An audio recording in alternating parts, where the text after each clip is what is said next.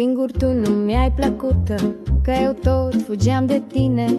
O, nu-i drept, nu-i drept, Sorine, ți-am fost dragă, știu eu bine. Dar să-mi spui tu te-ai temut, și eu toate le-am făcut, ca să pot să-mi spui odată, să mă întrebi, mă vei tu fată. Și plângeam de supărată, că tu nu te-ai priceput. Nu te-ai priceput, nu te-ai priceput, că tu nu te-ai priceput, nepriceput.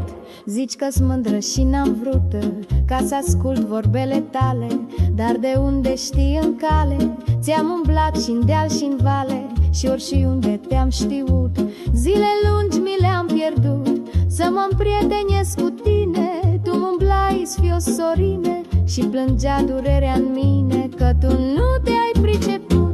Nu te-ai priceput, nu te-ai priceput, că tu nu te-ai priceput, nepriceput.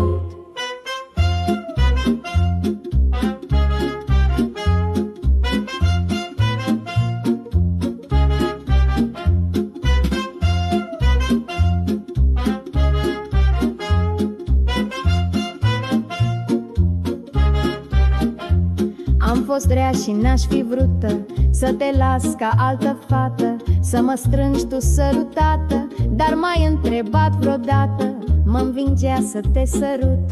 Eu pe tine pe-n trecut hipcătam cu viclenie, să te fac să întreb și mie, mi-a fost luni întregi mânie, că tu nu te-ai priceput. Nu te-ai priceput, nu te-ai priceput, că tu nu te-ai priceput, nepriceput.